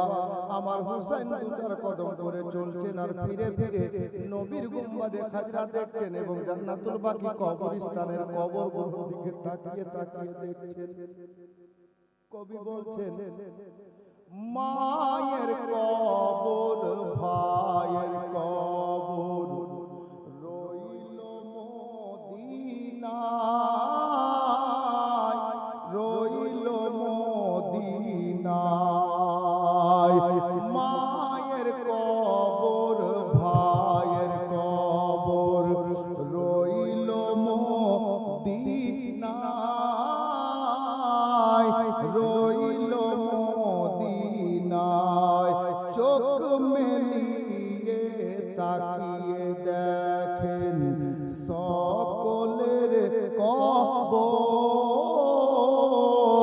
সকলের কবর। জিয়ারত করে এলেন ফিরে, জিয়ারত করে এলেন ফিরে, আর দেখা হলো না, ইমাম হোসেন মক্কা শহর হলেন রাওয়ানা। প্রাণের বেটি সুগরাকে ইমাম সঙ্গে নিলেন না, ইমাম হোসেন মক্কা শহর হলেন রাওয়ানা। কাফেলা বাড়ি থেকে বেরিয়ে কিছুটা চলে গেছে, আমার সুগরা বিছানায় খাটে শুয়ে শুয়ে বাবা চলে যাচ্ছে, মা চলে যাচ্ছে, দাদা বোন সবাই চলে যাচ্ছে, বাড়িটা খালি হয়ে গেছে, সুগরা একা রয়ে গেছে, সবাই চলে যাচ্ছে, সুগরা থামতে পারছে না বাবা। হযরতে সুগরা খাতুন আমার আল্লাহকে ডাক দিচ্ছেন আর বলছেন কি জানেন? কেন্দে বলেন সুগরা খাতুন, কেন্দে বলেন সুগরা খাতুন, হায় কি হইল আমায়, কি হইল আমায়, ও গো খোদা কেন আসুক দিলে গো আমায়, দিলে গো আমায়, আমি কেমন করে বাপ মা ছেড়ে, কেমন করে বাপ মা ছেড়ে একা রইব মদিনায়। ইমাম হোসেন মক্কা শহর হলেন রাওয়ানা, প্রাণের বেটি সুগরাকে ইমাম সঙ্গে নিলেন না। ইমাম হোসেন মক্কা শহর হলেন রাওয়ানা। বেরাদার বাবারা, ভাইরা, মা বোনেরা, আমার ইমাম হোসেনের কাফেলা অল্পটা রাস্তা গেছেন বাবা। হযরতে সুগরা রাদিয়াল্লাহু তাআলা আনহা উনি বিছানায় শুয়ে শুয়ে বাবা দৃশ্যটা দেখতেছিল। সুগরা থামতে পারলো না, অন্তরটা ফেটে গেল রে বাবা। 11 বছরের বাচ্চি মা বলে বিছানায় কেঁদে পড়লে,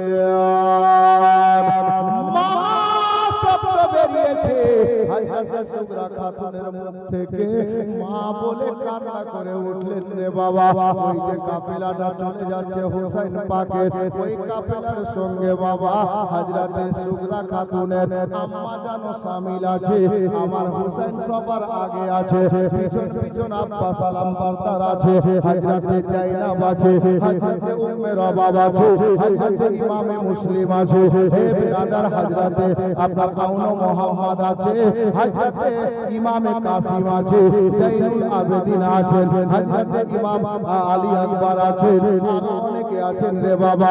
সাথে সাথে আমার সুগরা খাতুনের মাই হযরতে শাহরবানু রাদিয়াল্লাহু তাআলা আনহা উনিও নিজের কচি বাচ্চাকে কোলে করে হাঁটতেছে, সবার চোখে পানি আছে। আর যেমনই সুগরা খাতুন মা বলে কেঁদে উঠেছে গো, শব্দ কত দূর গেল জানি না, তবে কেতাবের ভাষা বলছি গো, কেতাবে লেখা আমার সুগরা খাতুনের মা বলে কান্নার শব্দ খানা গিয়ে লাগবি তোলা সুগরা খাতুনের মায়ের কানে পৌঁছে গেল। বাবারা, এমন কোন মা পৃথিবীতে আছে গো? জওয়ান ভাইরা সিনায় হাত রেখে দেখো তো, তুমি বিয়ের পরে মাকে খেতে দাও না, মা শাক ভাত খাই, তুমি মাংস ভাত খাও, কিন্তু তোমাকে জ্বর হলে পাড়ার মানুষ কাঁদে পড়ে, তোমার মা আল্লাহর কাছে দোয়া করে, আল্লাহ ছেলেকে ভালো করো।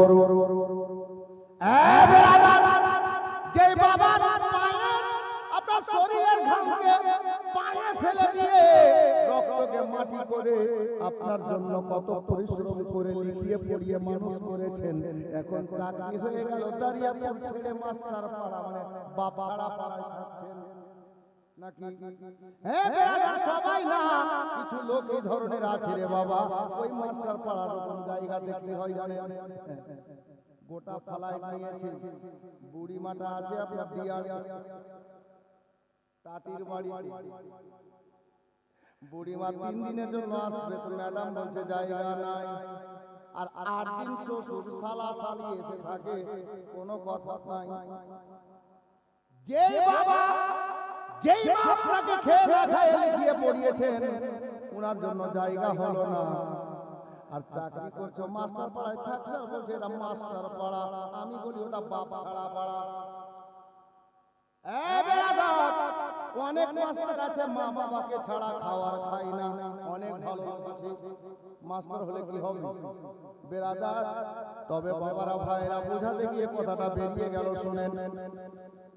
আমার সুগরা খাতুনের মা যেমনই বাবা মা কান্না শব্দখানা সুগরার আম্মার কানে এসেছে।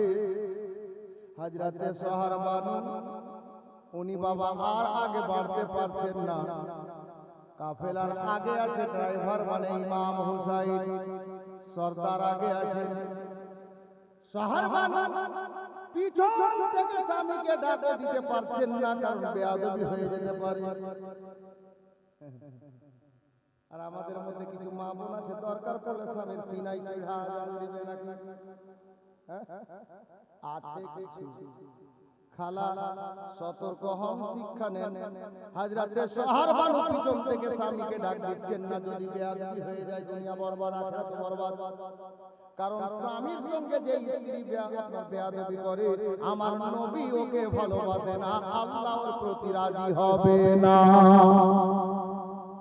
মা বোনেরা, সোহর বানু কি করলেন বাবা? স্বামীকে ডাক দিলেন না। কি করছেন জানেন? কোলে বাচ্চাটা নিয়ে দু চার কদম তাড়াতাড়ি হাঁটলেন, মানে জোরে হাঁটলেন। আর সাইড দিয়ে গিয়ে আমার ইমাম হুসেনের সামনে দাঁড়িয়ে বলছেন, হুজুর একটু দাঁড়ান। হুজুর একটু দাঁড়ান। আমার হুসেন বলছেন, হারে আলী আসগারের মা, এ সবে মাত্র কম মিনিট হলো বাড়ি থেকে রাস্তা ছাড়লাম, আর 4 থেকে 450 কিলোমিটার রাস্তা যেতে হবে পায়ে হেঁটে। এত লম্বা রাস্তা, আর বেরোতে তোর কাজ শুরু হয়ে গেল। হুজুর দাঁড়ান, কি দরকার পড়ে গেল? কিছু ভুলে গেলি বাড়িতে? বলে না, কি লাগবে? দাঁড়াতে বলছেন, ঠিক আছে দাঁড়িয়ে গেলাম। বল কি লাগবে? স্বামী দাঁড়িয়ে গেছেন, স্ত্রী বলছেন যে কি লাগবে বলো দেখি। তুমি খাবার নেবে? বলে হুজুর না। কি লাগবে? টাকা পয়সা, নতুন শাড়ি? বলে না, কিচ্ছু লাগবে না হুজুর, আমি যেমন তেমন লোকের বেটি না, যেমন তেমন লোকের বেটি না, আমি হলাম একজন বাদশার বেটি। হযরতে সোহর বানু আব্বা ইরান দেশের বাদশা। জি, ইরান দেশের বাদশার বেটি আমি। আমার বাবার কোনো কিছুর কম নাই। তবে হুজুর আপনার সঙ্গে বিয়ে হয়েছে, এটা আমার কিসমত, এটা আমার ভাগ্য। আপনার সঙ্গে বিয়ে হওয়ার পর বাড়িতে কোন দিন খাবার হয়েছে কোন দিন হয়নি আমি কিছুই বলিনি। আমার নতুন শাড়ি দরকার আমি বলিনি। আজকে এটা পয়সার দরকার আপনাকে জানতে দিইনি। কখন খেয়েছি, কখন পানি পান করে সময় পার করেছি জানতে দিইনি। একটাই কারণ, যে আমি বাদশার বেটি হতে পারি। আমি ওই কথা ভুলে গেছি একটাই কারণে, যে আমি যেই লোকটার বিবি হতে পেরেছি আমার স্বামী হলো জান্নাতি নওজওয়ানদের বাদশা। আমার বাবা দেশের বাদশা, কিন্তু আমার স্বামী হলো জান্নাতি নওজওয়ানদের বাদশা। আমি ওই কথা ভুলে গেছি, আমার মা আমার বাবার কথাগুলো ভুলে গেছি। তার কারণ হলো এটা, আমার বাবা ইরান দেশের শের হতে পারে, তবে আমার শ্বশুর বাবা, শ্বশুর আব্বা হলো আল্লাহর শের, শেরে খোদা। আমার বাবা আমার মা ইরান দেশের বাদশা রানী হতে পারে, তবে আমার শাশুড়ি আম্মা হলেন জান্নাতি রমণীদের রানী, জান্নাত রানী। আমি সব কিছু ভুলে গেছি একটাই কারণে, যে আমি নবী বংশের বৌমা হতে পেরেছি। তাহলে কি লাগবে রে? সুগরার মা বলছে, হুজুর গো আমার কিচ্ছুই লাগবে না। এই মুহূর্তে আপনি শুনলেন কিনা জানি না, আমরা যে ফুলের মতো বেটিটাকে সুগরা খাতুনকে এই মদিনাতে রেখে চলে যাচ্ছি মক্কাতে, জানি না কখন ফিরবো। বেটিটার শারীরিক অবস্থা ভালো নয় হুজুর, জ্বরের মধ্যে পড়ে আছে। এই মুহূর্তে আমার কানে শব্দ এলো, আমার সুগরা মা বলে চিৎকার করে কেঁদে উঠেছে।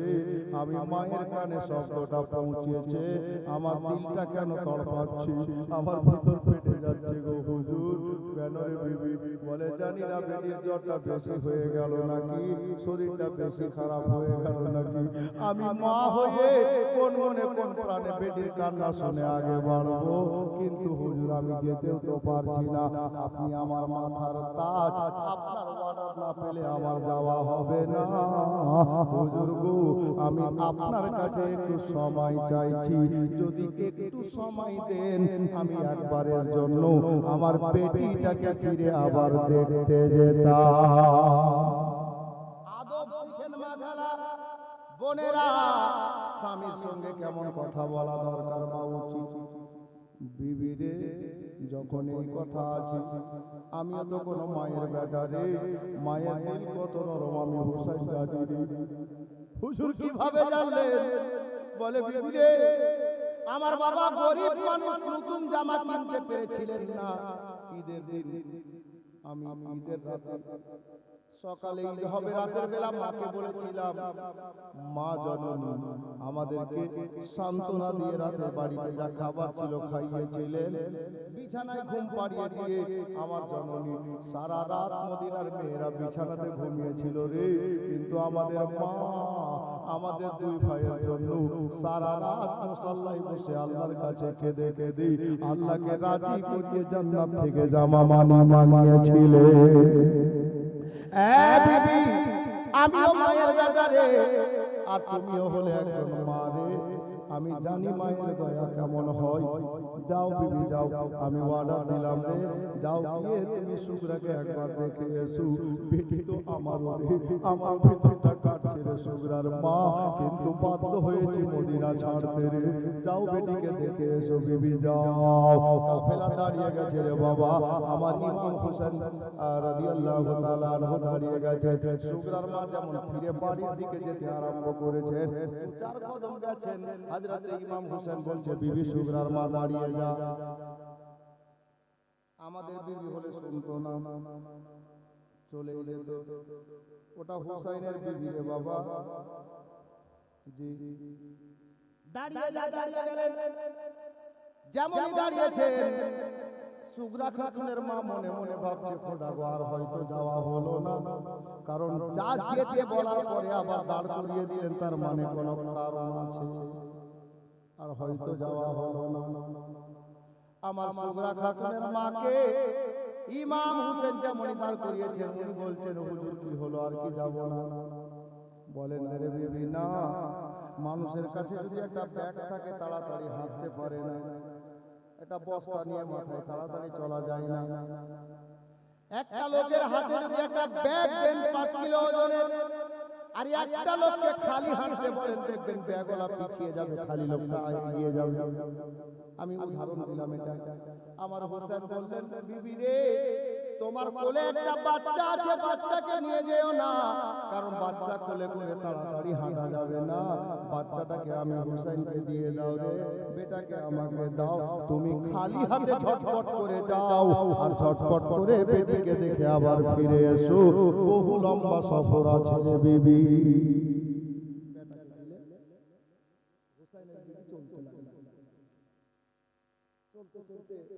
যেমনই গিয়ে বাড়ির দরজায় উঠেছেন, সুগরা খাতুন খুব খুশি। আম্মা আপনি আসলেন? হ্যাঁ বেটি আসলাম। আচ্ছা মাকে যারা ভালোবাসে ভাই একটু শোনো ভাই, মায়ের পাওয়ার, মায়ের মর্যাদা।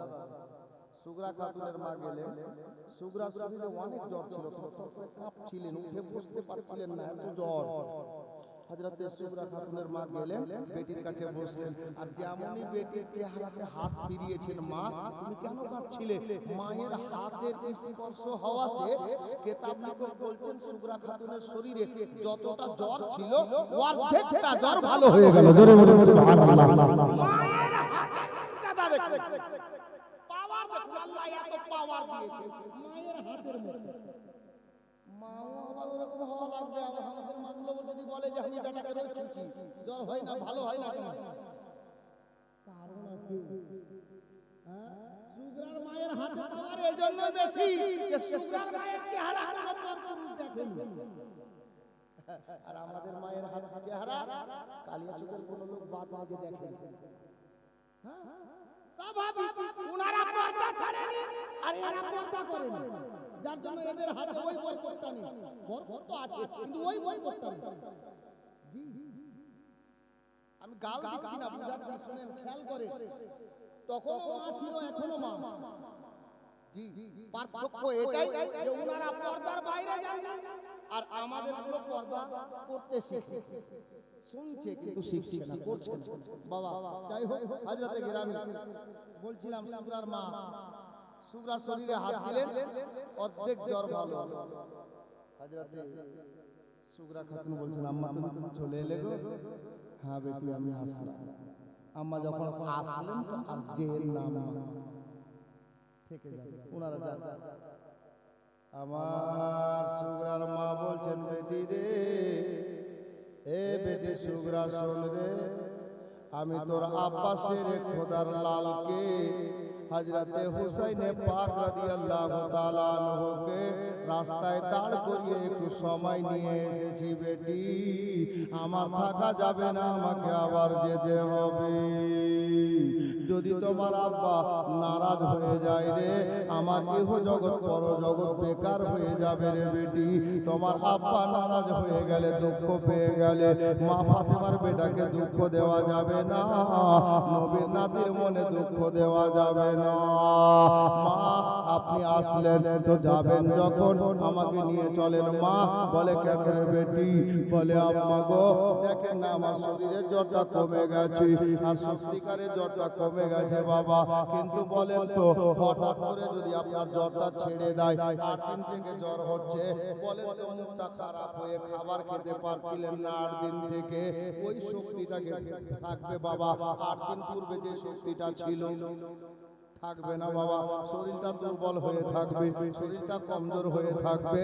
আমার সুগরা খাতুনকে ওনার মা বলছেন, ও বেটি সুগরা রে, তোমার জ্বর কমে গেছে বটে, তবে তোমার শরীরটা এখনো অসুস্থ আছে রে বেটি। বলে, না মা আমাকে নিয়ে চলেন, আমি এই মদিনাতে কার কাছে থাকবো, কারে মা বলে ডাকবো, আমাকে এক পেয়ালা পানিকে পান করাবে গো, আপনি সঙ্গে নিয়ে চলেন। মা মায়ের মন মানলো না রে বাবা, বেটিকে বাবা বিছানা থেকে উঠিয়ে বসালেন খাটের উপরে, যেমনই পিছন থেকে ঘাট থেকে হাতটা টানলেন সুগরার মা, দেখতে পাওয়া গেল সুগরা নিজেকে বসে থাকতে পারছে না, মনে হচ্ছে বিছানায় উল্টে যাবে।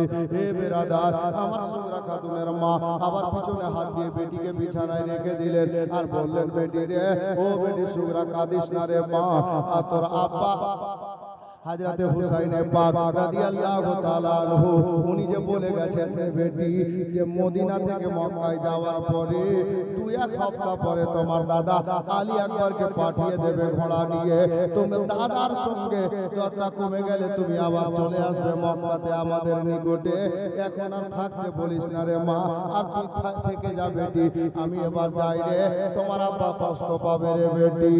হে বিরাদার, বেটিকে শুইয়ে দিলেন বাবা ওই আপনার কি বলে খাটের উপরে, হাত বুলিয়ে কপালে চুমা দিয়ে আমার ইমাম হোসেনের অর্ধাঙ্গিনী, জীবন সঙ্গিনী হযরতে সুগরার জননী এবার চলতে চলতে ইমাম হোসেনের সঙ্গে বাবা শামিল হয়ে গেলেন।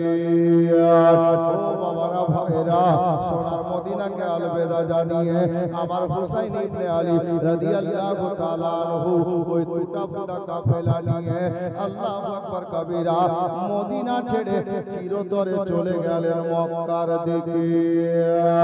বাবারা ভাইরা, মা বোনেরা গো, ইমাম হোসেনকে মদিনা থেকে মক্কা যেতে দেন, একটু তারিখটা শুনে নেন বাবা। আমার হুসাইন ইবনে আলী রাদিয়াল্লাহু তাআলা আনহু মদিনা ছাড়লেন কত তারিখে, কত হিজরিতে, কোন মাসে? আমি গত পরশুদিন প্রথম রাতে বলেছিলাম আমার হোসেনের জন্ম কোন মাসে, বলেন তো কোন মাসে বলেছিলাম? মনে নাই? মনে নাই? এই যে আমরা কেমন শুনছি ভাই, তাহলে বলেন কষ্ট করে বসে থেকে লাভ কি হলো? আমার হুসাইন ইবনে আলী রাদিয়াল্লাহু তাআলা আনহু রোজার আগের মাসটাতে জন্ম নিয়েছিলেন, ওটাকে বলে শাবান মাস। জি, এরকম করে বুঝিয়েছিলাম যে হালুয়া রুটি করার মাস। জি, যে মাসে হালুয়া রুটি করি আমরা, শাবান মাসের 5 তারিখে আর 4 হিজরিতে আমার হুসাইন ইবনে আলী সোনার মদিনাতে ওনার জন্ম হয়েছে। 4 হিজরি 5 তারিখ শাবান মাস। এখন মদিনা ছাড়ছেন কত তারিখে জানেন? যেই মাসে ওনার জন্ম ওই মাসেই মদিনা ছাড়ছেন, যেটা শাবান মাস। শাবান মাসের 4 তারিখে, জন্ম তারিখ থেকে 4 তারিখে 60 হিজরিতে আমার হুসাইন ইবনে আলী রাদিয়াল্লাহু তাআলা আনহু এই সোনার মদিনা থেকে বিদায় নিলেন, সোনার মদিনা থেকে মক্কা চলে গেলেন। সফর জারি আছে। আমার হুসাইন ইবনে আলী যে মদিনা ছেড়ে দিলেন, সকাল হতে না হতে মদিনাতে এলান হয়ে গেল কি জানেন? নবীর নাতি হুসাইন রাদিয়াল্লাহু তাআলা আনহু ইয়েজিদের হাতে হাত দিবেন না বলে, ইয়েজিদকে ইমাম মানবেন না বলে সোনার মদিনা ছেড়ে মক্কা চলে গেছে। এলান হয়ে গেল। হুসাইন ইবনে আলী রাদিয়াল্লাহু, আরে তুই বাড়ি যাবি কে রে?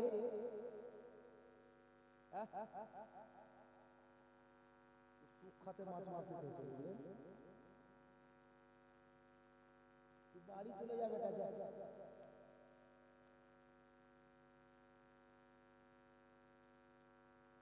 হযরতে হুসাইন ইবনে আলী রাদিয়াল্লাহু তাআলা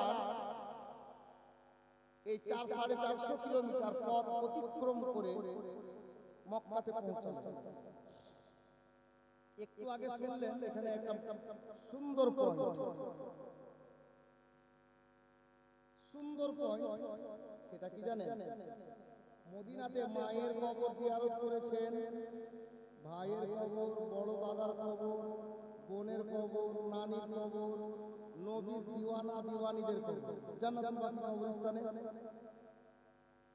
আচ্ছা বলেন তো, কোরআন নাজিল হয়েছে মক্কাতে আর মদিনাতে। একটা ভলান্টিয়ার যাও, ওই বাচ্চাদেরকে বলো যে তোরা বাড়ি যাবা, আর না হলে কথা বলতে একটু আস্তে কথা বলতে বলো, রাখবে না, ছোট বাচ্চা আছে। যাই হোক, তো ইনাদের কবর জিয়ারত করে উনি বেরিয়েছেন। তাহলে যাদের বাড়িতে কোরআন নাজিল হয়েছে, যাদের বাড়িতে জিবরিল এসেছে, যাদের বাড়িতে শরীয়তের মসলা তৈরি হয়েছে, কোনটা হালাল কোনটা হারাম তৈরি হয়েছে, কবর জিয়ারত করা যদি নিষিদ্ধ হতো, শিরিক হতো, বিদআত হতো, গুনাহ হতো, তো নবীর নাতি হুসাইন খালি নবীর জিয়ারত কবর জিয়ারত করে মায়ের কবর জিয়ারত করলেন, সাহাবীদের কবর জিয়ারত করলেন, নানীদের কবর জিয়ারত করলেন, ভাইয়ের কবর, বোনের কবর, নানীর কবর সব জিয়ারত করলেন। তাহলে বোঝা গেল কি, নানার হোক আর নানির হোক, দাদার হোক আর দাদির হোক, ভাইয়ের হোক আর বোনের হোক, এবং নবীর কোন দিওয়ানা দিওয়ানির হোক, কবর জিয়ারত করা শিরক ও বিদআত নয়, বরঞ্চ কবর জিয়ারত করা নবীর নাতি হুসাইনের সুন্নাত। জোরে বলুন সুবহানাল্লাহ। কবর জিয়ারত করা নবীর নাতি হুসাইনের সুন্নাত। জি, হুসাইন কবর জিয়ারত করে বেরিয়ে গেলেন মক্কা। আর মক্কা শরীফে গিয়ে ব্যাডিং পত্র রেখে দিয়ে যখন পৌঁছে গেলেন, ব্যাডিং পত্র রেখে দিয়ে উনি সর্বপ্রথমে যাচ্ছেন একটা কবরস্থানে। হাজী সাহেব যারা আছেন দেখে এসেছেন, জিয়ারত করে এসেছেন। ওই কবরস্থানটার নাম হলো জান্নাতুল মাআলা। ওই জান্নাতুল মাআলা কবরস্থান হারাম শরীফ থেকে খুব বেশি হলে গেলে 100 কিলোমিটার হবে, পায়ে হেঁটে 100 কিলোমিটার, অল্প রাস্তা। তো ওই কবরস্থান গেলেন হাঁটতে হাঁটতে। রাস্তা কোনটা চিহ্নর জন্য আপনাদেরকে বলে দিচ্ছি, কেউ কখনো যাবে উমরা হজে বা হজে সুবিধা হবে আপনার। নবী পাকের জন্মস্থানটা থাকবে আপনার ডান হাতে, আর কাবা ঘর বাম হাতে থাকবে।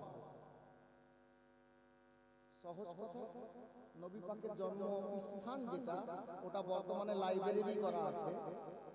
ওই জায়গাটাকে, পাক জায়গাকে আপনি ওখানে যাবেন, ডান হাতে থেকে গেল নবী পাকের জন্মস্থানের জায়গাটা, আর বাম হাতে সর্বপ্রথমে আপনি পাবেন আবু জেহেল নালায়েকের বাড়ি, টয়লেট, বাথরুম, পায়খানা, পেচ্ছাবখানা, বাম হাতে।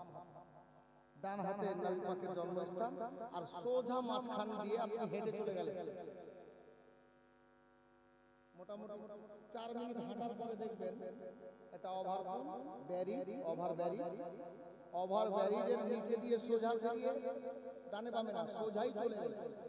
মোটামুটি 2-3 মিনিট আর যাওয়ার পরে একটা ত্রিমোহনী রাস্তা আছে, 3 দিকে রোডটা আছে, ওখানে দেখবেন বিশাল গ্রিল দিয়ে ঘেরা আছে জান্নাতুল মালা কবরস্থান। ওই 100 কিলোমিটার টোটাল রাস্তা হবে এখান থেকে। তো হারাম শরীফ থেকে, এখান থেকে বলতে এই দাঁড়িয়াপুর থেকে আবার ভাবেন না, ধারণাওয়ালা অনেক আছে ভাই, বুঝলেন, এই জন্য বললাম। তো যাই হোক, তো বলছিলাম যে ওই কবরস্থানে গেলেন, কেন গেলেন? আমার নবীর নাতি হুসাইন রাদিয়াল্লাহু তাআলা আনহু এবার চলে গেলেন বাবা ওই কবরস্থানে, কারণে যে মদিনাতে রেখে গেলেন নিজের নানা জানের কবর, আর মক্কায় গিয়ে পেয়ে গেলেন নিজের আপন নানির কবর, হযরতে মা খাদিজাতুল কুবরা, মা ফাতেমার আম্মা জানের কবর। ওটাই মা ফাতেমার নিজের মা বাবা, আর আমার হুসাইন পাকের নিজের নানি। ওখানে নানির কবর আছে, এদিকে মক্কাতে মদিনাতে নানার কবর ছেড়ে গেলেন, মক্কায় গিয়ে নানির কবর পেয়ে গেলেন। আমার হুসাইন ইবনে আলী সর্বপ্রথমে নানির কবরের কাছে গিয়ে দাঁড়ালেন, নানিকে সালাম জানালেন, নানিকে সালাম জানিয়ে কবর জিয়ারত করে তারপর ফিরে মক্কাতে আসলেন। হে বেরাদার, বাবারা, ভাইয়েরা, মক্কা নগরীতে এলান হয়ে গেল আমার নবীর বেশ কিছু পুরাতন সাহাবী, বয়স্ক লোক বেঁচে ছিলেন বাবা।